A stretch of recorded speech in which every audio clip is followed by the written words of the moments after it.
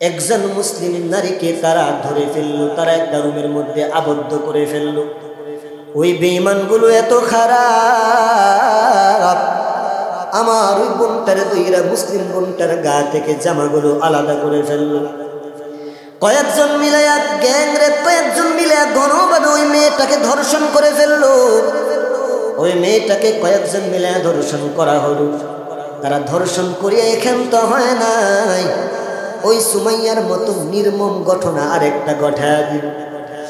একটা বিশাল বড় পাইপ হাতের মধ্যে নিল, বড় শক্ত পাইপ। ও বিলের পরে রামবাজান, ইমানকে ধরে রাখার জন্য ইন্ডিয়ার মুসলমানরা কত কষ্ট করতেছে। একটা বিশাল বড় পাইপ হাতের মধ্যে ওই বেঈমান যুবকগুলো নিল। বারবার ওই মেয়ের লজ্জাস্থানের মধ্যে ওই পাইপ দিয়ে আঘাত করতে লাগলো, আঘাত করতে লাগলো। মেয়েটা হাউমাউ করে চিৎকার করে, ওই ফুটেজটা দেখে চোখের পানি আর ধরে রাখা যায় নাই। তার অপরাধ একটাই, সে মুসলিম নারী। তার অপরাধ একটাই, সে হিজাবি নারী। তার অপরাধ একটাই, সে পর্দাশীল নারী। নবীর উম্মত, এরকম যতই বিপদ আসুক, যতই মুসিবত আসুক, আমাদের দাবি একটাই থাকবে, আল্লাহ আমাদের গাড়ি কেড়ে নাও, বাড়ি কেড়ে নাও, আমাদের সুস্থতা কেড়ে নাও, সব যদি কেড়ে নেওয়া যাও, কিন্তু মালিক আমাদেরকে আপনি ইমানে মৃত্যু দিয়েন, বলি আমিন। সম্মানিত মুসলিম কারাম, আমরা প্রথমে শুকরিয়া আদায় করছি যে মহান আল্লাহ পাক রব্বুল আলামিন আমাদেরকে অত্যন্ত দয়া করে, মায়া করে, অনুগ্রহ করে গত জুমা থেকে জুমা পর্যন্ত হায়াতকে দীর্ঘায়িত করে দিয়েছেন এবং জুমার নামাজ আদায়ের লক্ষ্যে আগে আগে মসজিদে আসার তৌফিক দান করেছেন। এই জন্য আমরা প্রত্যেকে শুকরিয়া আদায় করছি, আলহামদুলিল্লাহ। সম্মানিত উপস্থিতি, আমি আপনাদের সম্মুখে কোরআনুল কারীমের অসংখ্য আয়াতে কারিমা থেকে একখানা আয়াতে কারিমা, পরিচিত একখানা আয়াতে কারিমা তেলাওয়াত করেছি। আল্লাহ চাহিদা উক্ত আয়াতের নিরিখে সংক্ষিপ্ত আকারে কিছু আলোচনা করার চেষ্টা করব ইনশাআল্লাহ। আল্লাহ তাআলা আমাকে সহিভাবে আলোচনা করার, আমলের নিয়তে আলোচনা করার এবং আপনাদেরকেও আমলের নিয়তে আলোচনা শ্রবণ করার তৌফিক দান করুন, সকলে বলি আমিন। সম্মানিত উপস্থিতি, পৃথিবীতে অনেক রকমের দ্বার আছে। যেমন কেউ জমিদার, কেউ চৌকিদার, কেউ খরিদ্দার, কেউ মজুদদার, কেউ জহেদার। পৃথিবীতে অনেক রকমের দ্বার আছে, আবার কেউ আছে ইমানদার। পৃথিবীর মধ্যে যত রকমের দ্বার আছে, সব দ্বারের চাইতে ইমানদারের দাম সবচাইতে বেশি। আমরা যদি ইমানদার হয়ে থাকি তাহলে প্রত্যেকে করছি আলহামদুলিল্লাহ। তো আল্লাহ তাআলা আমাদেরকে ঈমান নামক দৌলত দান করেছেন। সব দ্বারের চেয়ে ইমানদারের দাম বেশি। সব দ্বারের থেকে ইমানদারের মূল্য আল্লাহর কাছে বেশি। ইমানদারের মূল্য কেমন বেশি? যে ব্যক্তির যাররা পরিমাণ ঈমান থাকবে, যাররা পরিমাণ ঈমান থাকবে, ওই ব্যক্তি একদিন না একদিন অবশ্যই অবশ্যই অবশ্যই জান্নাতে প্রবেশ করবে, বলি সুবহানাল্লাহ। যাররা পরিমাণ ঈমান থাকলেও তার শাস্তি ভোগ করার পর জান্নাতে প্রবেশ করবে। ঈমানের দাম এত বেশি। এই জন্য আমাদের সবসময় আল্লাহর কাছে চাওয়া দরকার, যা আছে মোর সব নিয়ে যাও, ঈমান আমার নিও না।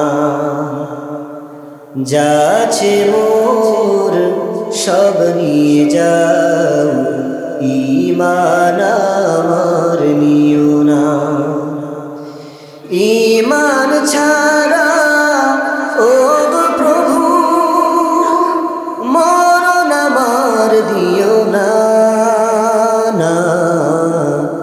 যা আছে মোর সব নিয়ে যাও, ঈমান আমার নিও না।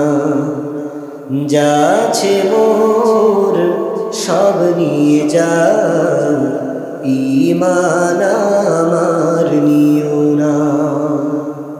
আমার যা কিছু আছে, আমার টাকা পয়সা, ধন দৌলত, গাড়ি বাড়ি, সুস্থতা, দেহ, আমাদের চাওয়া এমন হওয়া উচিত, আল্লাহ আমার সব কিছু যদি তুমি আমার কাছ থেকে কেড়ে নিয়ে যাও, সব কিছু কাইরা নিলেও আমার কাছ থেকে ইমানটা কাইরা নিও না, এই স্বপ্ন আমাদের হওয়া উচিত। নবীর উম্মত আল্লাহর গোলাম আইয়ুব আলাইহিস সালাম দীর্ঘ বছর অসুস্থ হয়ে গেলেন, তার রাজত্ব চলে গেল। এক পর্যায়ে তার উম্মতরা বলল, নবী আপনার কাছে দুর্গন্ধে থাকা যায় না, আপনার গায়ের দুর্গন্ধে তো মারাত্মক। হে আল্লাহর পয়গম্বর, হে আমাদের বাদশাহ, আপনার গায়ের দুর্গন্ধটা আমাদের জন্য কষ্টকর, আমরা সহ্য করতে পারি। অতএব বাদশাহ আপনি বলেন, হয়তো আপনি আমাদেরকে ছেড়ে চলে যান, না হয় আমরা রাজত্ব ছেড়ে চলে যাই। পয়গম্বর চোখের পানিগুলো ছেড়ে দেয়া কান্দে আর বলে, হে আমার উম্মতেরা, আমার জন্য শত শত মানুষ বাড়ি বিটা হারা হবে, এটা সম্ভব হতে পারে না। আমার গায়ের দুর্গন্ধে যেহেতু তোমরা থাকতে পারো না, আমি চলে যাব, আমি জঙ্গলে চলে যাব। রাজপ্রাসাদ হারাইল, জঙ্গলে চলে গেল, স্ত্রী হারাইল, জঙ্গলে চলে গেল। বড় দিনদার আদরের স্ত্রী এক পর্যায়ে তাকেও হারা ফেলাইল। গায়ের মধ্যে পোকা মাকড় দা ভর্তি হয়ে গেছে, হাতের মধ্যে পোকা, পায়ের মধ্যে পোকা, দেহের মধ্যে পোকা। একটা দিন পয়গম্বর বলেন, আল্লাহ আপনি আমাকে সুস্থ করে দেন। এই পোকা মাকড় নিয়ে আল্লাহকে ডাকে। হঠাৎ একদিন একটা পোকা জিহ্বার মধ্যে চলে গেল আর আল্লাহরে ডাক মারছে। আল্লাহরে ডাক দিয়া বলে, হে আমার আল্লাহ, আমার জিহ্বার মধ্যে তুমি পোকা নিও না। আল্লাহ কয়, ও পয়গম্বর, তোর কাছ থেকে রাজত্ব কেড়ে নিলাম, স্ত্রীদেরকে কাইরা নিলাম, তোর কাছ থেকে সব কাইরা নিলাম, তোর স্ত্রীদেরকে কাইরা নিলাম, তোর সুস্থতা কাইরা নিলাম। একদিনও বললি না, মালিক আমার সুস্থতা ফিরায় দাও, আমার রাজত্ব ফিরায় দাও। কিন্তু তোর জিহ্বার মধ্যে একটা পোকা উঠতে আমাকে ডাক দিয়ে বলছো, তোমার জিহ্বায় যেন পোকা না উঠে, কারণ কি? পয়গম্বর ডাক দিয়ে বলে, আল্লাহ আমার রাজত্ব না থাকতে পারে, স্ত্রী না থাকতে পারে, আমার কোনো থাকার মতো ঘর না থাকতে পারে, আমার শরীরটা হাঁটার মতো চলার মতো না, শরীর থেকে দুর্গন্ধ। কিন্তু মালিক আমার হাত অচল, আমার পা অচল, আমার পুরা দেহ অচল, কিন্তু আমার জিহ্বাটা তুমি সুস্থ রেখেছো। আমি আমার জিহ্বার দ্বারা তোমাকে ডাক দে।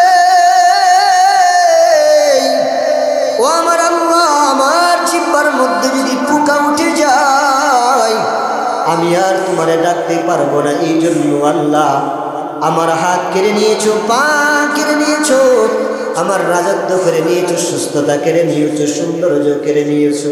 আমার কোনো আফসোস নাই, কিন্তু তোমাকে ডাকার মতো যে একটা জিহ্বা আমাকে দান করেছো, এই জিহ্বাটা তুমি কাইরা নিও না। সুবহানাল্লাহ।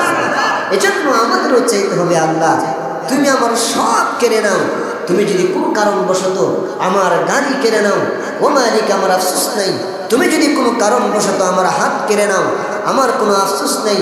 ও মালিক তুমি যদি কোনো কারণবশত আমার স্ত্রী সন্তান মা বাবা সব কাইরা নাও, আমি কোনো আফসোস নেই, আমার কোনো আফসোস থাকবে না।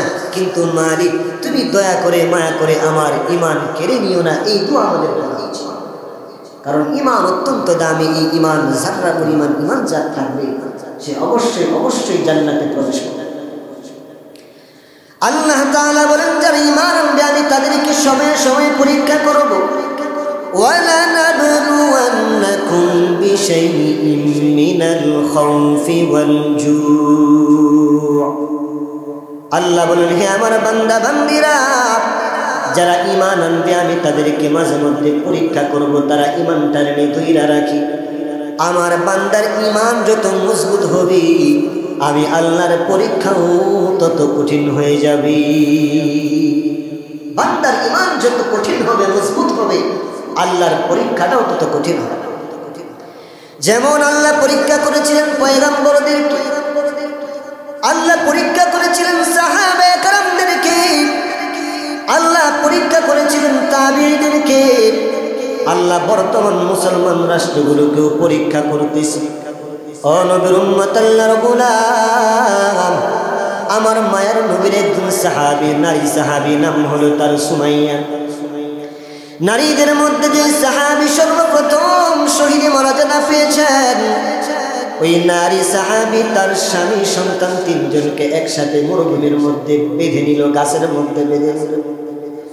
সুমাইয়াকে ডাক দেয়া বলে, গে সুমাইয়া, ইসলাম ধর্ম সারাবানি। সুমাইয়া কয়, না, জীবন হারাবো, ইসলাম ধর্ম সারাবো না। সন্তানও পাশে বাধা, স্বামীও পাশে বাধা, সবাইকে পাশাপাশি বাইদা রাখছে। কয়, হে সুমাইয়া, ইসলাম সারাবা। সুমাইয়া চোখের পানিগুলো ছেড়ে দেয়া বলে, না, আমি সব ছাড়তে পারবো, ইসলাম হারাতে পারবো না। এইবার সন্তানের চোখের সামনে সন্তান দাঁড়ায় আছে, সুমাইয়াও দাঁড়ায় আছে। বেঈমানগুলো এত নির্দয়,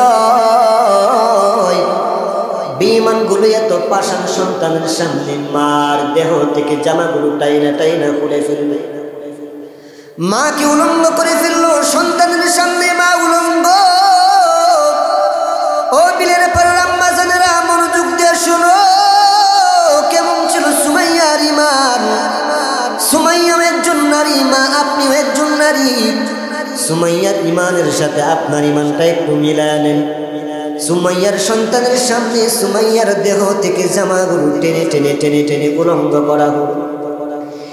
1 ইঞ্চি জামা সুমাইয়ার গায়ের মধ্যে পরার মতো নাই। সুমাইয়ার সন্তানকে ডাক দিয়ে বলে, গে সুমাইয়ার সন্তান, মাকে কি বাঁচাইতে চাও? কয়, হ্যাঁ। কয়, রে সুমাইয়ার সন্তান, তোর মাকে যদি বাঁচাইতে চাও, তোর মাকে উলঙ্গ করে রাখছি, যতক্ষণ পর্যন্ত তুই তোর মার উলঙ্গ চেহারার দিকে তাকায় থাকবি, ততক্ষণ পর্যন্ত তোর মা জীবিত থাকবে। চোখ সরাইলেই তোর মাকে মেরে ফেলবো। নাউজুবিল্লাহ। মার সামনে সন্তানকে উলঙ্গ কইরা কই, হে সন্তান, তোর মার চোখের সামনে তোর মা তোর সামনে উলঙ্গ, 1 ইঞ্চি জামা, লজ্জাস্থান ঢাকার মতো 1 ইঞ্চি জামা তোর মার গায়ের মধ্যে নেই। তুই সন্তান যতক্ষণ পর্যন্ত মার গায়ের দিকে, মার অনাবৃত চেহারার মধ্যে যতক্ষণ পর্যন্ত তুই তাকায়া থাকবি, ততক্ষণ তোর মা জীবিত থাকবে। তোর চোখ যদি তোর মার চোখের সামনে থেকে তোর মার দেহ থেকে সরে যায়, তাইলে আর তোর মা বাঁচবে না। ওইখানেই তখনই তোর মাকে সাথে সাথে কতল করে দেয়। সুমাইয়া চোখের পানিগুলো ছেড়ে দেয়া সন্তানকে ডাক দেয় আর কয়, সন্তান রে, আমাকে মারা লাগবে না। তুই সন্তানের সামনে আমি মাকে উলঙ্গ কইরা তোরে তাকায় থাকার জন্য বলতেছি। আমি মার জন্য মরার চেয়েও বেশি কষ্ট হলো সন্তানের সামনে উলঙ্গ থাকা। ওহে সন্তান, না, আরেকটা শর্ত। ওহে সন্তান, হয়তো তোমার মার দিকে যদি ঈমান নিয়ে থাকো, যতক্ষণ তোমার মা উলঙ্গ থাকবে তোমার মার দিকে তাকায় থাকবা। আর আরেকটা রাস্তা আছে তোমার মাকে বাঁচানো। যদি তুমি ইসলাম ছেড়ে দাও, দিন ছেড়ে দাও, তাইলে তোমার মাকে ছেড়ে দেওয়া হবে। 2টা রাস্তা। একটা রাস্তা হলো যতক্ষণ পর্যন্ত সুমাইয়ার দিকে তাকায় থাকবি, তোর মার দিকে যতক্ষণ উলঙ্গ চেহারার দিকে যতক্ষণ তাকায় থাকবি, ততক্ষণ পর্যন্ত তোর মা বেঁচে থাকবে। আরেকটা হলো যদি তাকায় থাকতে পারো, যদি ইসলাম ধর্ম তুই ছেড়ে দাও, এটাইও তোমার মাকে ছেড়ে দেওয়া হবে, তোমার মাকে আর কতল করা হবে। নবীর উম্মত, আল্লাহর গোলাম, এইবার সুমাইয়া সন্তানকে ডাক দিয়ে বলে, রে সন্তান, আমি তোকে বলে গেলাম তুই কখনো ইসলাম ছাড়বি না। আমার দিন চলে গেলে যাক, আমার জান চলে গেলে যাক, আমি দিন হারাইতে চাই না, আমার জান চলে যাক। রে সন্তান, তুই ইসলাম ছাড়বি না, আমি ইসলাম ছাড়বো না, আর কেউ ইসলাম ছাড়বে না। ওই দিক দিয়ে আরেকজনকে বাইধা, আরেকজন পুরুষকে 2টা ঘোড়ার সাথে 2টা পা বাঁধা হলো। ডান পা এক ঘোড়ার সাথে, বাম পা আরেক ঘোড়ার সাথে। বড় তেজি ঘোড়ার সাথে 2 পা বাঁধা হলো। 2টা ঘোড়ার সাথে 2টা পা বাইধা, 2 দিক থেকে ঘোড়াকে বলা হয় ঘোড়া দৌড় দেওয়ার জন্য চাবুকের আঘাত করে দেয়।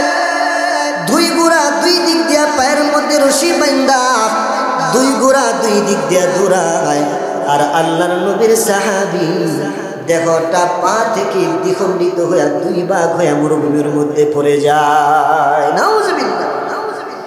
এরপরেও সাহাবী ইমান ছাড়ে নাই। সুমাইয়া এই দৃশ্য তাকায় দেখতেছে, এরপরেও ইসলাম ছাড়ে না, দিন ছাড়ে না। কয় না যাই করো, দিন ছাড়বো না।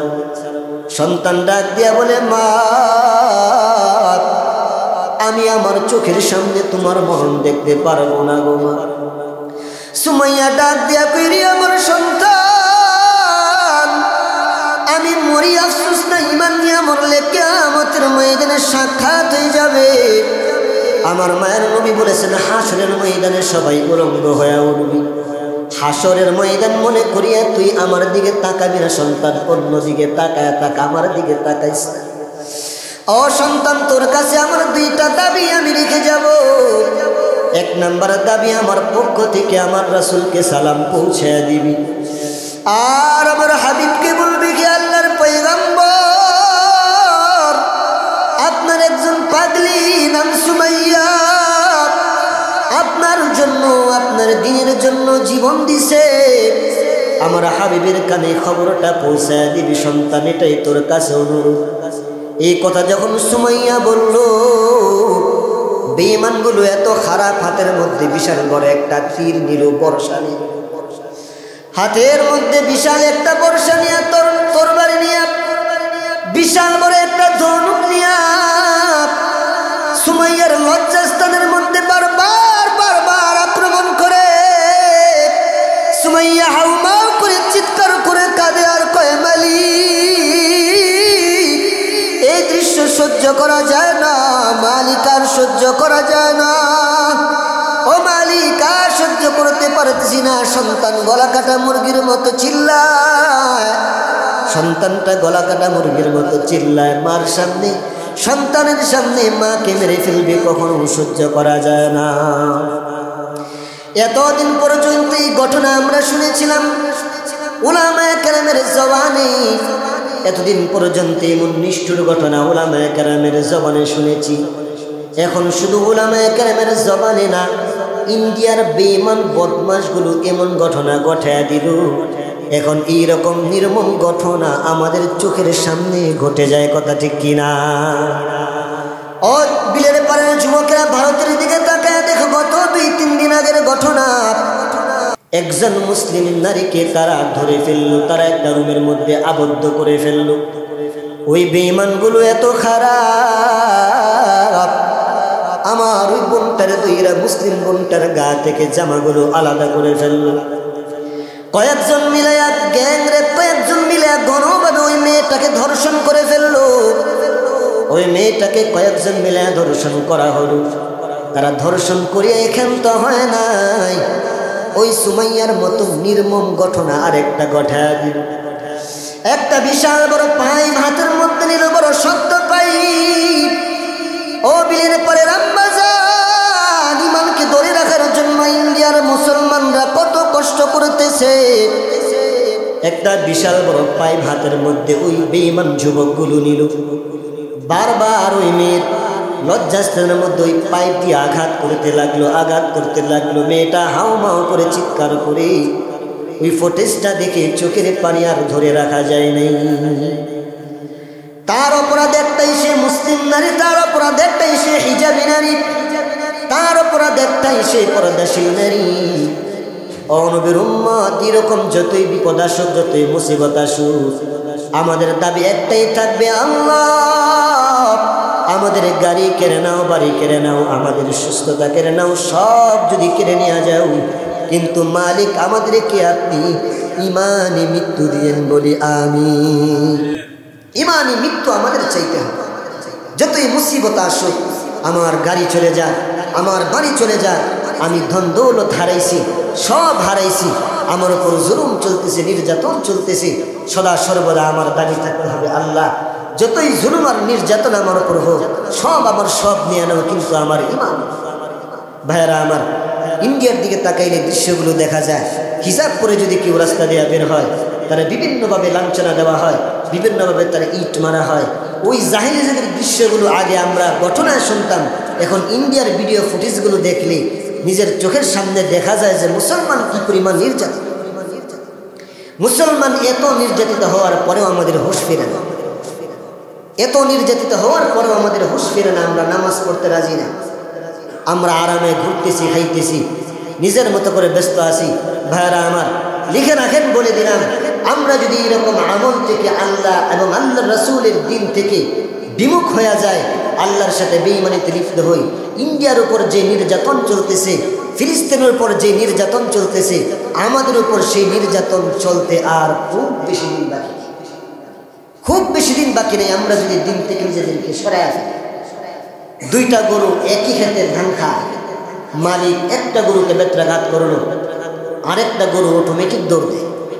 কিরে গরু, তোরে তো বেত্রাঘাত করা হয় নাই, তুই কেন দৌড় দিলি? গরু বলে, জানো না, এখন উইটারে বেরিয়েছি, এরপরের সিরিয়ালটা হলো আমার, এই জন্য আমি আগেই দৌড় দিচ্ছি।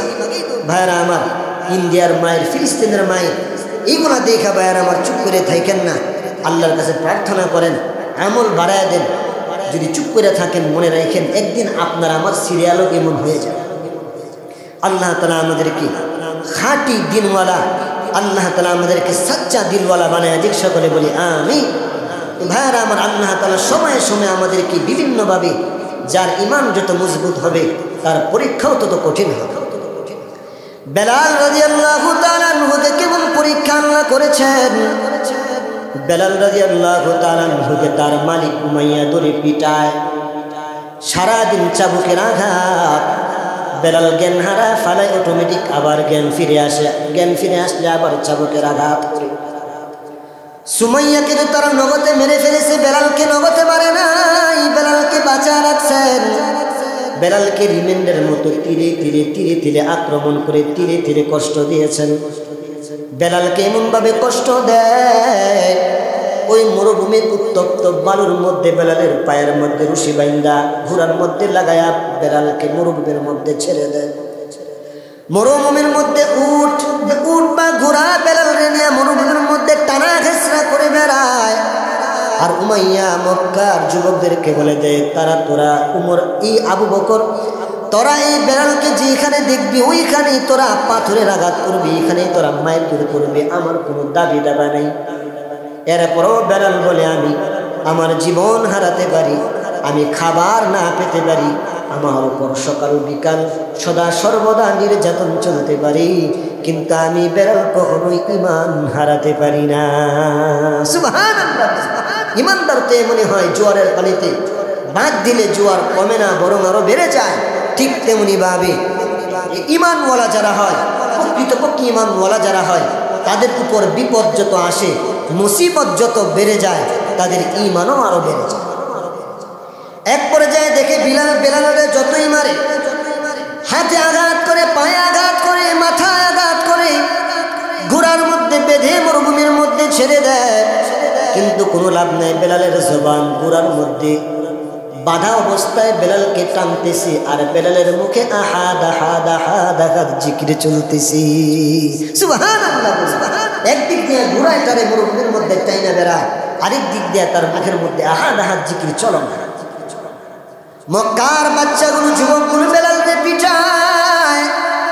বেলাল, ও মাগো, ও আল্লাহ, ও মাগো, ও ভাগ্য ক্ষয় না। বেলালের মুখে একটাই শব্দ, আহাদ আহাদ আল্লাহুস সামাদ। বেলালের কণ্ঠ থেকে জিকির বন্ধ করতে পারে না, আল্লাহর স্মরণ বন্ধ করতে পারে না।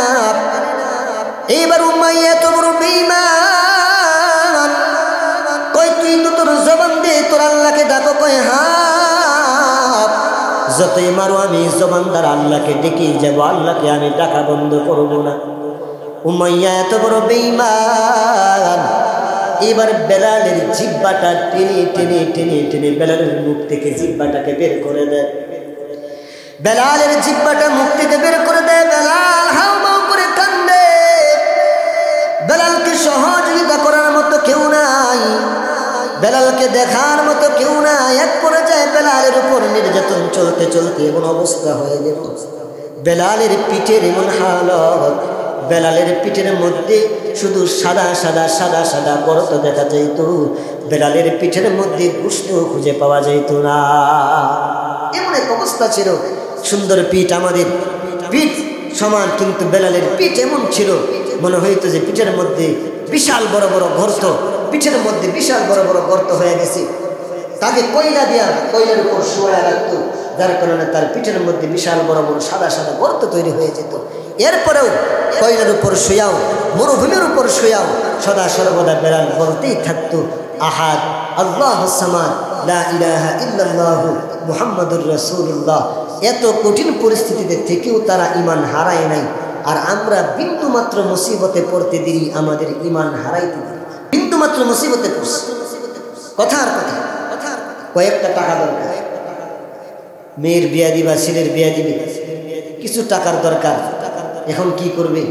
টাকার ম্যানেজ কেমনে করবে? গরিব মানুষ কয় এবার সুদে টাকা নেওয়া ছাড়া আর এই যে সামান্য মুসিবতে আমরা আমাদের ঈমানকে বিক্রি করে দিলাম। 1000 টাকা রাস্তায় পড়ে আসে, উরি বাবার এভাবে 1000 টাকার নোট ইডেরে থয়ে যায় কেন? বাস কেউ দেখার আগে ফাদার তেলে সুন্দর করে জুতা দিয়ে বাস পকেটের মধ্যে ঢুকে যাচ্ছে। 1000 টাকার বিনিময়ে আমি আমার ঈমানকে বিক্রি করে দিলাম। অথচ এই 1000 টাকা না হলে কিন্তু আমার ভাইরা আমার, আমাদের ঈমান খুব সস্তা হয়ে গেছে। 19 থেকে 20 হলে আমাদের ঈমান মাপার যদি কোনো থার্মোমিটার থাকতো, ঈমান মাপার যদি কোনো থার্মোমিটার থাকতো, আমার মনে হয় বেশিরভাগ মানুষ, ইমাম সাহেব কি আর মুয়াজ্জিন কি, বেশিরভাগ মানুষের ঈমান এই থার্মোমিটারে ধরা পড়তো 0.0। আমাদের ঈমানের এই হালাত 19 থেকে 20 হলে আমরা আমাদের ঈমান বিক্রি করে দিই। বুটের আগে চেয়ারম্যান সাহেব, মেম্বার সাহেব বের হয়েছে, 1 কাপ চা খেয়ে বুট কালে দিবি তো আপনারই তো দিন, আবার আরেক মার কাছে যে বুট কালে দিবি আপনারই তো দিন। 1 কাপ চার বিনিময়ে আমরা আমাদের ঈমান বিক্রি করে দিই। আমাদের ঈমান এতটাই দুর্বল।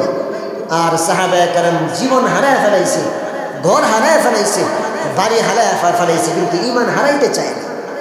আর আমরা সব হারাইতে রাজি, ঈমান হারাইতে রাজি, কিন্তু 5 টাকার চা হারাইতে রাজি, 1000 টাকার নোট হারাইতে রাজি।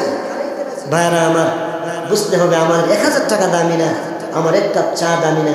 1 কাপ চা আমি আজীবন চা খাইলেও জান্নাত পাবো না, কিন্তু আমার ভিতরে যদি সামান্য পরিমাণ ঈমান থাকে, অবশ্যই অবশ্যই আল্লাহ আমাকে জান্নাত দান করবে।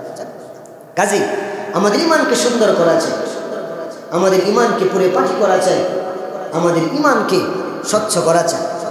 কার ঈমান কতটুকু শক্তিশালী কেমনে বুঝবেন? কার ঈমানের দাম কতটুকু কেমনে বুঝবেন? কার ঈমানের মূল্য কতটুকু কেমনে বুঝবেন? আজকে একটা থার্মোমিটার, যদিও না একটা থার্মোমিটার, এরপরে বইলা দিই ঈমানের দাম বোঝার সিস্টেম কি? ঈমানের দাম বোঝার সিস্টেম হচ্ছে, আপনি রাস্তা দিয়ে যাইতেছেন, 10টা টাকা পাইলেন, এই 10টা টাকার লোভ আপনি সামলায় ফেলাইছেন না, এটা হারাম আমার জন্য।